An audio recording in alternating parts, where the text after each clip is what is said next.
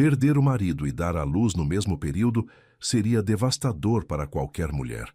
Mas o que Renata nunca imaginou é que a dor maior não viria do hospital, nem do luto.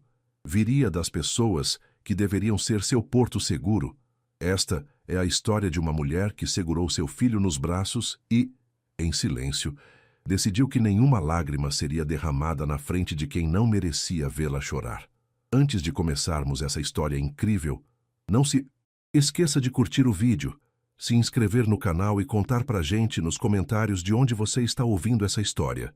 Eu nasci e cresci no Recife, não na parte bonita das cartilhas turísticas, com pontes iluminadas e mar azul de cartão postal. Cresci no bairro de Afogados, onde o cheiro de fritura misturado com o bafo quente do asfalto molhado de chuva era o perfume da infância, onde as casas eram apertadas, mas os vizinhos sabiam o nome de todo mundo, e qualquer briga doméstica logo virava assunto de calçada. Meu pai, Newton, era homem de poucas palavras e muitas opiniões. Daquele tipo que nunca disse, "eu te amo", mas achava que pagar as contas já bastava como declaração de afeto. Minha mãe, Eunice, compensava com palavras o que lhe faltava em afeto real. Falava muito, abraçava pouco e tinha uma habilidade impressionante de transformar qualquer conquista minha em preocupação dela. Se eu passasse numa prova, ela perguntava se ia conseguir manter a nota. Se eu arrumasse um emprego, perguntava se o salário era estável. Cresci entendendo que amor, na minha família, era uma coisa condicional. Você merecia atenção quando se comportava, quando obedecia, quando não dava trabalho. Quando conheci Leandro Tavares, eu tinha 23 anos e ele acabara de ser transferido para o 14º Batalhão de Infantaria, aqui em Recife. Era mineiro, de uma cidade pequena no interior chamada Bambuí, e carregava no sotaque aquela cantoria suave que deixava qualquer frase com jeito de música. Nos conhecemos numa fila de banco no centro da cidade, numa tarde de terça-feira com calor absurdo, daqueles em que o ar parece sólido e até a sombra decepciona. Ele estava à paisana, mas tinha nas costas e nos ombros o jeito de quem vive com disciplina. Me olhou, sorriu sem afetação e perguntou se eu sabia dizer quanto tempo ainda ia demorar a fila. Disse que não fazia a menor ideia. Ele respondeu que então, pelo menos a espera, ia ser mais agradável com companhia. Eu ri, não porque fosse um assédio sofisticado. Era até bastante direto. Ri porque foi honesto, sem adorno, sem jogo. Leandro aparecia. Sempre. Havia uma diferença enorme entre alguém que tenta impressionar e alguém que simplesmente se faz presente. E ele era do segundo tipo desde o primeiro dia. Namoramos por 1 ano e 7 meses. Me casei com ele numa cerimônia pequena, num cartório no bairro do Derby, com 12 convidados e um almoço simples numa churrascaria da Rua da Aurora. Meus pais compareceram com cara de quem estava fazendo um favor enorme. Eunice reclamou em voz baixa da falta de festa. Newton disse, na véspera do casamento, que militar não. Era a profissão de homem de família. Nenhum dos dois abraçou Leandro naquele dia. Mas eu era feliz, e naquele momento era suficiente. Leandro era sargento. Levantava cedo, trabalhava duro e nunca deixou de me perguntar como eu estava quando chegava em casa. Essa pergunta simples, "E aí, tá bem?", com os olhos realmente esperando a resposta, era algo que ninguém na minha família de origem tinha me perguntado com sinceridade em anos. Com ele aprendi que amor não precisava ser ruidoso. Podia ser quieto, consistente e presente. A xícara de café na beirada da pia antes de eu acordar. O bilhete colado na geladeira dizendo que tinha deixado o almoço na marmita. A mão nas minhas costas numa sala barulhenta, só para me dizer que ele sabia que eu estava ali. Quando descobrimos que eu estava grávida, no começo do 7º mês depois do casamento, ele ficou tão feliz que eu precisei colocar a mão no peito dele para checar se o coração estava acelerado. Estava. Ligou para o interior, para a mãe dele, a dona Geralda, e eu ouvi a voz dela pelo telefone chorando de alegria, enquanto ele tentava falar e ria ao mesmo tempo. Eles planejaram em 20 minutos uma visita que levaria 3 meses para acontecer. Ele desligou com os olhos brilhando e me olhou como se eu tivesse feito algo extraordinário, como se apenas existir com aquele bebê dentro de mim, fosse o maior presente do mundo. Meus pais souberam da gravidez numa ligação rápida. Eunice disse que ótimo, que eu precisava comer bem. Newton pediu para passar o telefone para Leandro e perguntou se o plano de saúde do exército cobria parto. Cobrindo ou não, disse Leandro com a voz calma que eu já amava, ia dar tudo certo. Ele sempre dizia isso, e eu sempre acreditava, até a noite de uma quinta-feira que meu celular tocou 3 vezes em menos de 10 minutos, cada ligação de um número diferente que eu não reconhecia, e alguma coisa no meu estômago afundou antes mesmo de eu atender. Há coisas que o corpo sabe antes da mente. O coração acelera, a garganta fecha, o ar fica mais pesado. Eu estava sentada no sofá com os pés elevados, como a médica tinha pedido, vendo uma série que Leandro nunca gostou, mas tolerava porque era eu quem escolhia as quartas. Atendi no 3º toque. Era um capitão do batalhão de Leandro. O acidente tinha acontecido na BR-408, na volta de um exercício de campo perto de Limoeiro. O caminhão que seguia à frente da viatura em que Leandro estava perdeu o controle numa curva fechada, no escuro. A colisão foi violenta. 2 soldados ficaram feridos. Leandro não resistiu. Eu estava com 36 semanas de gestação. Não me lembro de ter gritado. Não me lembro de ter caído. Me lembro de estar sentada no chão da cozinha sem saber quando fui parar lá, com o celular ainda na mão, o ventilador de teto girando devagar acima de mim, e o barulho da rua lá fora como se o mundo não tivesse parado, como se fosse normal, como se Leandro não tivesse sido a coisa mais inteira que eu tinha. A TV na sala ainda exibia a série, as vozes dos personagens chegando até mim sem significado nenhum. Palavras sem peso num momento em que palavras tinham perdido toda a função. Fui para o hospital por conta própria. Chamei um táxi porque minhas mãos tremiam demais para dirigir. No trajeto, o motorista tentou conversa e eu não consegui responder. Ele percebeu. Ficou quieto, acelerou um pouco. E quando chegamos ao hospital da Restauração, ele esperou eu descer com um olhar que dizia que não precisava de explicação. As contrações começaram poucas horas depois da minha chegada. A enfermeira que ficou comigo durante boa parte do trabalho de parto se chamava Fátima. Era baixinha, cabelo raspado dos lados, unhas curtas pintadas de azul marinho. Tinha as mãos mais firmes e ao mesmo tempo mais gentis que eu já senti. Ela não me disse que ia ficar bem. Não me encheu de promessas. Disse apenas que eu estava indo muito bem, que eu era forte, que meu filho ia nascer, sabendo que a mãe dele não cedeu. Cauã nasceu às 3h22, pesando 3,2 kg. Quando colocaram ele no meu colo pela primeira vez, com aquele choro fino e insistente, aquele calor de pele nova e cheiro de coisa recém-chegada ao mundo, eu olhei para ele e não consegui dizer nada. Segurei, respirei fundo, senti o peso dele, um peso real, físico, presente de um jeito que poucos momentos na vida tinham sido, e entendi que a partir dali eu era a única coisa entre ele e o mundo. Meus pais chegaram no dia seguinte, pela tarde. Newton com a camisa de botão que reservava para ocasiões que julgava importantes, Eunice com uma bolsa plástica de supermercado, contendo um pacote de fraldas e um bicho de pelúcia pequeno que ela colocou em cima do berço sem cerimônia. Entraram no quarto, olharam para o berço, e a primeira coisa que Eunice disse foi: "Nossa", puxou o pai. Newton ficou parado perto da porta com as mãos nos bolsos. Eu os observei, esperando algo. Um abraço. Uma palavra sobre Leandro, uma pergunta sobre como eu estava, como foi o parto, se eu estava conseguindo amamentar, se eu tinha medo, se eu precisava de alguma coisa. Qualquer coisa que dissesse que eles tinham vindo até ali porque eu era filha deles. Não veio nada disso.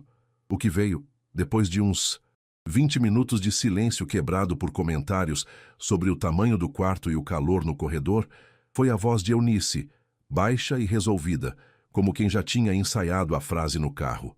"Quando você se recuperar, volta para lá. Pros sogros. Eles têm obrigação de te ajudar agora." Eu olhei para ela sem entender, ou talvez entendendo demais. "Pros sogros? A dona Geralda mora no interior de Minas, mãe. Então vai para lá."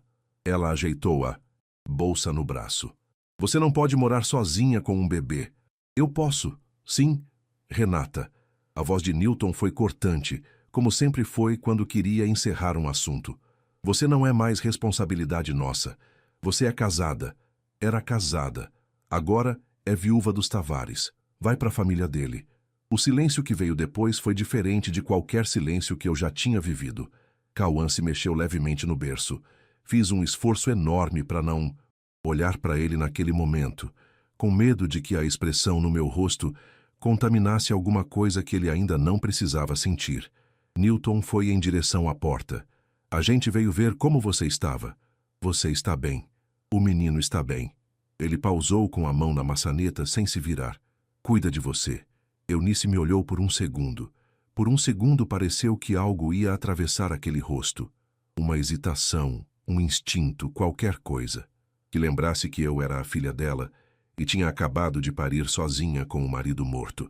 Não atravessou. Ela virou e saiu atrás de Newton. Eu fiquei olhando para a porta fechada.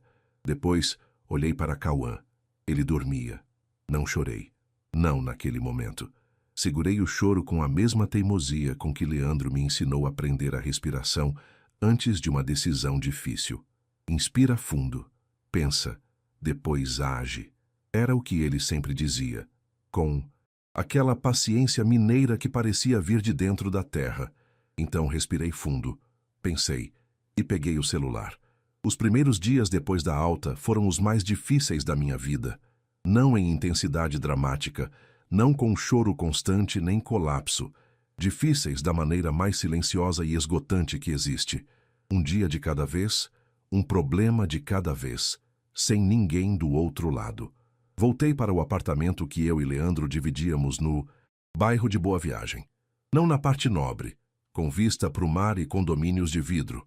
No bloco de concreto na rua paralela, com janela para o muro do vizinho e um ventilador de teto que chiava quando ligado no máximo. Era nosso. Tinha as marcas dele em cada parede. O quadro de cortiça na cozinha, onde ele fixava recados com aquela letra grande e levemente inclinada. O par de botas enfileiradas perto da porta, com a precisão de quem foi treinado. A organizar cada coisa no lugar certo. A xícara preferida dele ainda no escorredor de louça, porque eu não tinha coragem de guardar. Não guardei. Cauã dormia em média de 2 a 3 horas seguidas. Depois acordava e chorava com uma urgência que parecia maior que o mundo. Eu levantava na escuridão do quarto, ainda com o corpo doendo do parto, os pontos que me mandaram cuidar com atenção, os seios pesados e o cansaço, que não era só físico, mas de alma. Amamentava sentada na beirada da cama, enquanto o ventilador espalhava o calor úmido de Recife pela madrugada. O cheiro do quarto era de talco de bebê, misturado com aquele cheiro de apartamento fechado que a virada de noite traz. Eu ficava olhando para o rosto de Cauã enquanto ele mamava, com aqueles olhinhos fechados e os punhos cerrados como se segurasse alguma coisa, e pensava que Leandro teria adorado ver isso. Teria ficado. Acordado comigo. Não porque eu pedisse, simplesmente porque era o tipo de homem que não deixava a outra pessoa acordada sozinha numa madrugada. E depois vinha a dor, quieta, profunda, como maré que avança devagar, e você só percebe a altura quando já está dentro. As despesas chegavam. O aluguel não era alto, mas era real. A licença maternidade que eu recebia do meu trabalho como assistente administrativa numa empresa de logística no Imbiribeira dava para cobrir o básico, mas o básico com um recém-nascido é mais caro do que parece antes de ter um.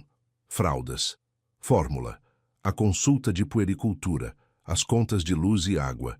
E no fundo de tudo isso, uma pergunta que eu não conseguia responder. Por quanto tempo isso ia durar do jeito que estava? Fiz as contas várias vezes naquelas madrugadas, enquanto Cauã mamava. Organizava mentalmente o dinheiro disponível, as datas de vencimento, o que podia ser cortado e o que não podia. Era um exercício de sobrevivência disfarçado de matemática. E quanto mais eu fazia, mais entendia que sozinha, sem nenhuma rede, ia chegar uma hora em que o equilíbrio ia quebrar. Liguei uma vez para minha mãe. Só uma. Ela atendeu depois do 5º toque, com voz de quem não estava dormindo, mas preferiu esperar. Oi, mãe. Tô precisando de uma ajuda esses dias, só para me dar uma mão com o Cauã enquanto eu vou no mercado. Ou talvez passar uma tarde aqui para eu conseguir descansar um pouco. Renata. Ela cortou. A gente já conversou sobre isso. Você falou, eu não conversei. Sua sogra pode te ajudar. A dona Geralda tem quase 70 anos e mora em Bambuí. Então vai para lá. Desliguei. Fiquei um bom tempo com o celular virado para baixo na mesa da cozinha, olhando para o teto. Cauã dormia no berço. Ao lado, eu ouvia o barulho de passos no apartamento de cima, a televisão do vizinho da esquerda, o latido distante de um cachorro no final da rua. Recife, à noite, tem esses sons. Fragmentos de vida que passam pela janela sem pedir licença, te lembrando que o mundo não parou mesmo que o seu tenha. Chorei naquela noite. Um choro diferente dos outros. Não de dor aguda, mas de cansaço acumulado. De raiva também. Uma raiva que eu ainda não sabia muito bem para onde dirigir. E debaixo de tudo isso, de um jeito que eu só ia entender mais tarde. De determinação. Porque há um tipo de pessoa que chora e desmorona. E há um tipo de pessoa que chora, fecha os olhos, respira e começa a pensar no passo seguinte. Leandro dizia que eu era do segundo tipo. Você não desiste, Renata. Pode dobrar, mas não quebra. Foi numa dessas noites que me lembrei do nome. Leandro tinha-me falado dele algumas vezes, com o tom de quem fala de alguém que merece respeito de verdade. Major Enio Figueiredo, seu comandante de batalhão. Falou que era um homem sério, mas justo, que quando um dos soldados do batalhão morreu de doença 2 anos antes, o major tinha ido pessoalmente à casa da família, levado documentação, explicado todos os direitos, ficado até garantir que estavam amparados. Esse homem não abandona os seus. Leandro tinha dito numa noite de fim de semana na varanda, com a brisa fraca de agosto subindo da rua. Seja lá o que acontecer, se você precisar de alguma coisa e eu não estiver, liga para o batalhão e pede pelo Major Enio. Eu não tinha prestado muita atenção naquele momento. Era o tipo de coisa que a gente ouve e arquiva no fundo, convicta de que nunca vai precisar usar. Naquela noite, me lembrei de cada palavra. Procurei o número na agenda do celular de Leandro, que eu tinha guardado dentro da gaveta da mesa de cabeceira como se fosse uma relíquia. Encontrei o contato salvo como CMT Enio. Fiquei olhando para o número por uns 2 minutos. O ventilador chiou. Cauã se mexeu no berço sem acordar. Depois liguei. Atendeu no segundo toque. Alô? Major Figueiredo? Minha voz saiu mais firme do que eu esperava. Meu nome é Renata. Sou viúva do sargento Leandro Tavares. Um silêncio breve. Depois, Dona Renata, eu estava esperando sua ligação. Aquela frase me desarmou de um jeito que nenhuma palavra de condolência teria conseguido. Não era pena, era reconhecimento. Ele sabia quem eu era. Sabia que eu existia e que o Leandro tinha uma mulher, e que essa mulher ia precisar de apoio. Isso, naquele momento, significou mais do que eu consigo explicar. Conversamos por quase 1 hora. Ele me explicou sobre o processo de reconhecimento de dependente, sobre a pensão por morte, a que eu tinha direito como viúva de sargento, sobre o auxílio moradia e o fundo de assistência da Associação de Militares, que cobria despesas com recém-nascidos de soldados falecidos. Me disse que havia documentos que precisavam ser assinados, e ele precisava me visitar pessoalmente para formalizar tudo. Disse que viria no sábado seguinte, com 2 assistentes. Agradeci. Quando desliguei, Cauã começou a chorar no berço. Fui até ele, peguei no colo e, pela primeira vez em semanas, senti que talvez existisse um chão firme em algum lugar. Havia alguém do outro lado que sabia meu nome. Conhecia o nome do Leandro e estava vindo até mim. O sábado chegou com aquele sol de Recife que parece pessoal. Te encontra onde você está e não pede desculpa. Meus pais apareceram pela manhã sem aviso. Até hoje não sei como ficaram sabendo que alguém ia aparecer no apartamento. Talvez algum parente tivesse comentado. Eunice disse que queria estar presente para me apoiar. Newton disse pouco, mas apareceu. Chegaram por volta das 10. Eunice com uma vasilha de comida feita às pressas, arroz e frango, ainda mornos, num pote que ela colocou na pia com um gesto de quem espera agradecimento. Newton sentou na cadeira da sala, como se fosse a sala dele, com as mãos nos joelhos e o olhar passando pelo apartamento como se fizesse uma inspeção silenciosa. Eu não disse nada além do necessário. Ofereci café. Ninguém quis. Às 11h20, o interfone chamou. Desci ao portão. Do lado de fora havia um homem de uns 50 anos, cabelos grisalhos cortados rentes, rosto fechado, mas não hostil, fardado com a farda operacional do exército. Os galões de major claramente visíveis no ombro, cada costura no lugar certo, cada botão fechado com a precisão de quem não conhece outra forma de se apresentar. Ao lado dele, 2 soldados igualmente fardados e em postura. Um carregava uma pasta, o outro uma caixa com o brasão do batalhão. Dona Renata, ele me estendeu a mão com firmeza. Major Enio Figueiredo, muito prazer e muito sentimento pela sua perda. Obrigada por vir, Major. Subimos juntos pelo elevador em silêncio. Havia algo na presença dele que preenchia o espaço de um jeito que não era desconforto. Era solidez. Era o silêncio de quem não precisa encher o ar com palavras, porque a presença já diz o suficiente. Quando abri a porta do apartamento e os 3 entraram, eu vi meu pai se levantar da cadeira. Não com gesto de respeito, com gesto de susto. Newton olhou para o major. Olhou para os 2 soldados fardados, firmes, representando uma instituição maior que qualquer sala de apartamento. E o rosto do meu pai mudou de um jeito que eu nunca tinha visto nele em toda a minha vida. Não era vergonha exatamente. Era algo mais antigo e mais primário. Era o rosto de quem reconhece que está no lugar errado na hora errada e não sabe como sair sem chamar atenção. Os ombros encolheram. As mãos saíram dos bolsos e não encontraram onde pousar. Deu 2 passos em direção à porta. Newton. A voz do major foi calma, direta, sem drama. Ele nem estava olhando para o meu pai. Estava olhando para mim. Pode sentar, dona Renata. Vamos resolver tudo o que precisa ser resolvido. E ali, naquela sala pequena de apartamento de Boa Viagem, enquanto meu pai parava no meio do caminho sem saber o que fazer com o corpo, eu sentei no sofá com Cauã no colo. Eunice ficou parada perto da janela, com as mãos fechadas na alça da bolsa, e eu não disse uma palavra. O Major Enio ficou por quase 2 horas naquela tarde. Explicou tudo com a clareza de quem fez isso antes e entende que clareza é uma forma de respeito. A pensão por morte a que eu tinha direito como viúva de sargento. O auxílio moradia, que podia ser formalizado em nome de dependente. O fundo de assistência da Associação de Militares que cobria despesas com recém-nascidos de soldados falecidos em serviço. Cauã, como filho reconhecido de Leandro Tavares, tinha direitos, eu tinha direitos. O Estado reconhecia esses direitos e o batalhão estava ali para garantir que eu soubesse de cada um deles, com paciência e sem pressa.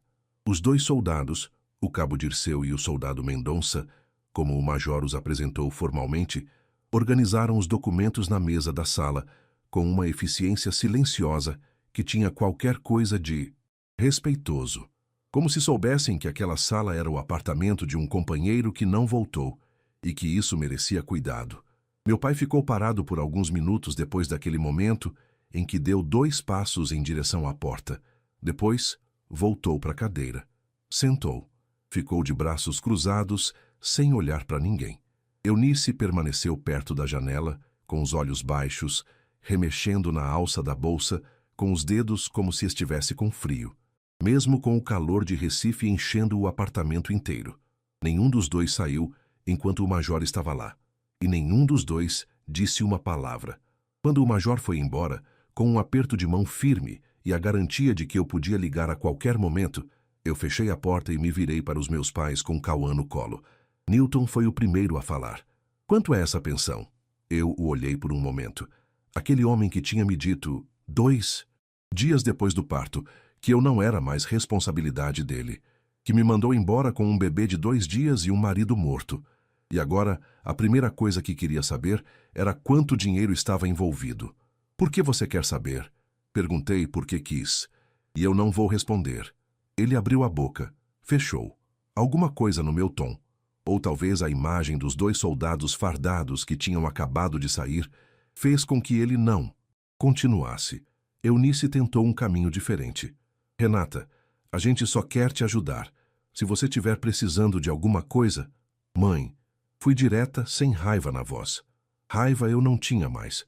O que eu tinha era algo mais tranquilo, mais definitivo. Vocês me disseram no hospital. 2 dias depois do parto, que eu não era mais responsabilidade de vocês, que eu devia ir para a família do Leandro. Eu ouvi isso. O Cauã estava ali no berço, com 2 dias de vida, enquanto vocês diziam aquilo. Eunice olhou para a criança nos meus braços. A gente estava preocupado. Com o quê? Não levantei a voz. Com o que vocês estavam preocupados, mãe? Com o trabalho que eu ia dar? Com o dinheiro que eu podia precisar? Me explica. Eu quero entender o que passa na cabeça de uma pessoa que faz isso com a filha. Silêncio. Pensaram que eu não ia conseguir, que ia implorar para voltar. Pausei. Eu não vou implorar para voltar, nunca mais. Newton se levantou. Não precisa fazer drama. Não é drama. Olhei para ele com aquela calma que eu não sabia de onde estava vindo. Mas estava. É uma informação. Podem ir. Foram. Fechei a porta. Fui até a janela. Lá fora, Recife continuava à tarde com aquele céu alaranjado de final de dia que a cidade tem quando o sol começa a descer para o lado do Capibaribe. Aquela luz que pega nas janelas dos edifícios e faz tudo parecer dourado por um momento breve demais. Cauã fazia aquele barulhinho de contentamento que ele estava começando a desenvolver. Uma espécie de murmúrio que eu já tinha aprendido a distinguir do choro de fome e do choro de desconforto. Eu tinha 25 anos, um apartamento alugado, um bebê de 3 semanas e a papelada que o major tinha deixado na mesa da sala. Comecei a ler e, pela primeira vez em semanas enquanto lia, senti que havia um caminho. Não largo, não iluminado, mas real. Existia um caminho. Os meses seguintes foram diferentes de tudo que eu tinha vivido. Não fáceis, diferentes.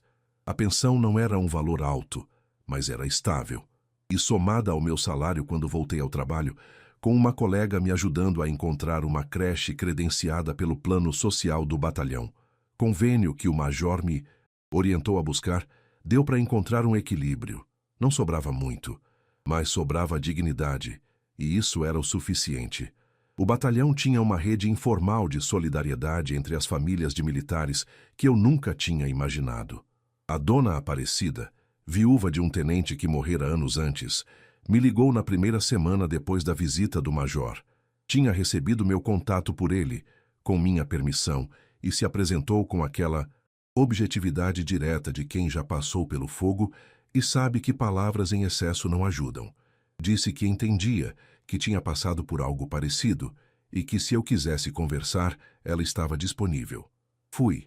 Algumas vezes, ela tinha um apartamento pequeno em Casa Forte, com vasos de plantas na varanda e um ventilador de piso posicionado estrategicamente no corredor para criar uma corrente de ar que vencia o calor de Recife. Tomávamos café enquanto Cauã dormia no Moisés que ela tinha emprestado, e ela me contava histórias do marido dela com uma saudade que não era melancolia, era gratidão. Como se lembrar bem fosse uma forma de honrar quem foi. Aprendi muito com ela. Aprendi que a saudade de Leandro não era fraqueza, era a prova de que ele tinha existido de verdade na minha vida e que existência de verdade deixa marca profunda. Aprendi que criar um filho sozinha não era uma tragédia, era uma escolha que eu fazia de novo todos os dias ao acordar. Aprendi que existiam pessoas no mundo que apareciam na hora certa sem pedir nada em troca e que isso era uma das coisas mais raras e mais bonitas que podia acontecer para alguém. Cauã foi crescendo. Primeiro aquele peso mole de recém-nascido que só dorme, mama e chora. Depois os olhinhos começaram a focar, e ele me olhava enquanto eu falava como se entendesse tudo o que eu dizia. Depois o primeiro sorriso real, aquele que ocupa o rosto inteiro e faz você entender que vai fazer qualquer coisa para ver de novo. Os primeiros passos inseguros pelo linóleo da sala com os braços abertos, como alguém que está aprendendo a existir no espaço. Eu ligava para Dona Geralda toda semana. Ela chorava quase sempre, mas não de tristeza. Chorava de saudade misturada com gratidão por eu existir, por Cauã existir. Prometemos que no primeiro aniversário dele, eu levaria ele para Bambuí. E cumpri. Foi a viagem mais importante que eu fiz até então.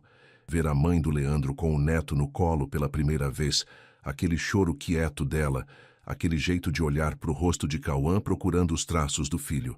Voltei diferente dessa viagem, mais inteira. Meus pais tentaram contato 3 vezes no período de 1 ano. A primeira foi por telefone. Eunice ligou para falar que estava com saudade. Eu ouvi. Disse que precisava de tempo. Desliguei. A segunda foi por mensagem, quando Cauã completou 4 meses.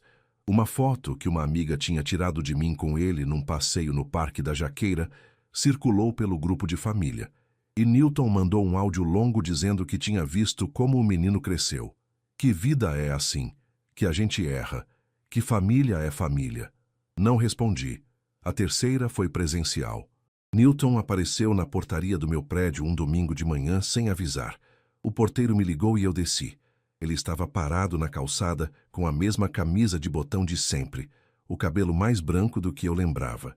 Me olhou como se fosse dizer alguma coisa importante. Eu esperei. Vim ver o menino, disse ele. Eu olhei para ele por um longo tempo. Não com raiva, não com choro, com clareza. Você veio ver o menino? Sim. O nome dele é Cauã. Pausei. E não hoje, pai. Não desta forma, sem avisar, sem uma conversa antes. Renata, você me disse no hospital que eu não era mais responsabilidade de vocês. Segurei a voz firme. Eu aceitei isso. Agora peço que aceite o que eu estou te dizendo. Quando e se eu decidir que você pode estar na vida do Cauã, eu vou te ligar. Mas essa decisão é minha, só minha. Ele abriu a boca, a fechou. Depois virou e foi. Embora pela calçada, devagar, com aquelas mãos que nunca souberam como me tocar enfiadas nos bolsos da calça. Eu fiquei olhando até ele dobrar a esquina. Não senti vitória naquele momento. Senti algo mais difícil de nomear. Um luto quieto por tudo que aquele homem poderia ter sido e nunca foi. Pelos abraços que não existiram, pelas palavras que nunca chegaram. Pelo fato de que às vezes as pessoas que te deram a vida são as que menos sabem o que fazer com ela. Mas senti também, com uma nitidez que me surpreendeu, que eu estava de pé, com os próprios pés, sem precisar da aprovação de ninguém para saber que estava no caminho certo. Cauã hoje tem quase 1 ano e fica em pé segurando na beirada do sofá, com uma expressão de orgulho puro que me faz rir toda vez. Nesta semana, encontrei um papel dobrado no bolso de uma jaqueta antiga. Era uma anotação de Leandro, uma lista de mercado com a letra dele, daquelas que ele sempre esquecia na roupa. Cenoura, alho, iogurte, papel higiênico. Segurei aquele papel por um tempo. Depois dobrei de volta, guardei no bolso do meu casaco novo e fui buscar meu filho na creche. O sol de Recife estava daquele jeito de fim de tarde, alaranjado, quase cúmplice, batendo no asfalto ainda quente da calçada e nos rostos das pessoas que passavam sem pressa. Cauã me viu pela grade da creche e fez aquele barulho de alegria que ainda não é palavra, mas já é tudo que uma palavra precisa ser. Eu peguei ele no colo e caminhamos para casa.